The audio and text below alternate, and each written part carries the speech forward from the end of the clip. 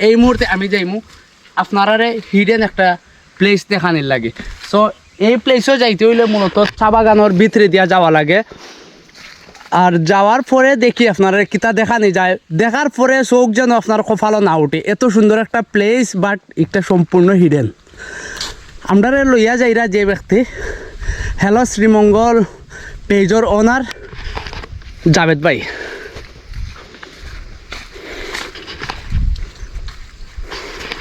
Hello, এই যে দেখো গা এরকম ইয়ত কিন্তু আবার আট দিন না যেন চা পাতায় ভরপুর।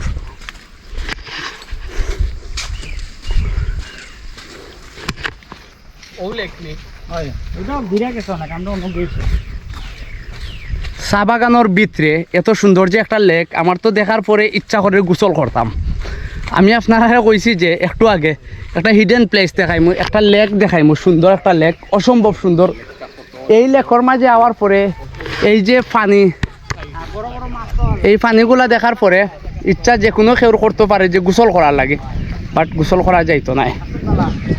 এটা কিতা খাওয়ার পানি? খাওয়ার পানি এইগুলো ঠিক আছে। পানিওয়ালা আর কি। কিতা অবস্থা আপনারা যে প্রকৃতির মাঝে আসেন, যে শান্তির বাতাস, এগুলা তো কোটি টাকা দিয়ে পাওয়া সম্ভব নয়। আমরা গাছ বলতে গিয়ে শেষ। হুম।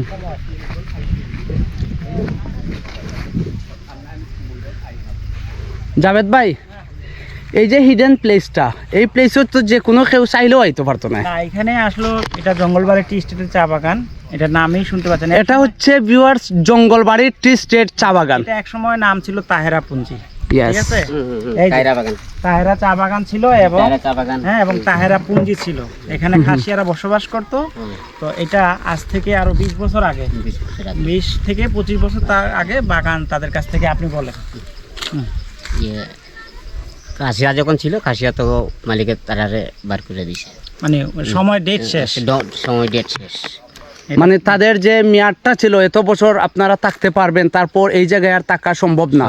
এরপরে ওনাদেরকে স্থানান্তর করা হয়েছে, অন্য কোথাও চলে যান, অন্য কোথাও শান্তিতে থাকেন। এই জায়গাটা বাণিজ্যিক ভাবে নিয়ে আসা হয়েছে। না, এটাও বাণিজ্যিক, তারাও কি পান চাষ করত। পান চাষ।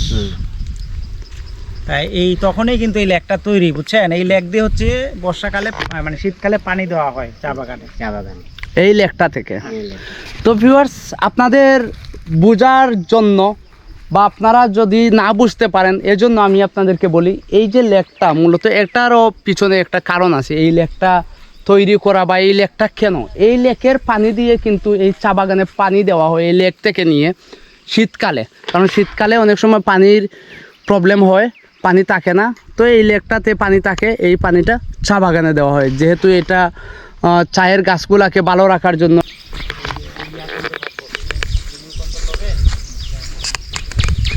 এই চা বাগানের দেশেতে চাই যে আমার মন হারাতে।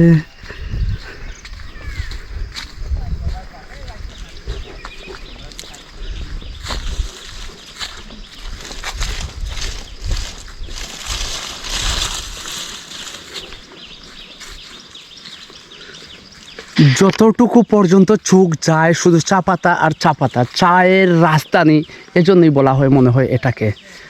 অনেকে চা পাতা তুলতেছে।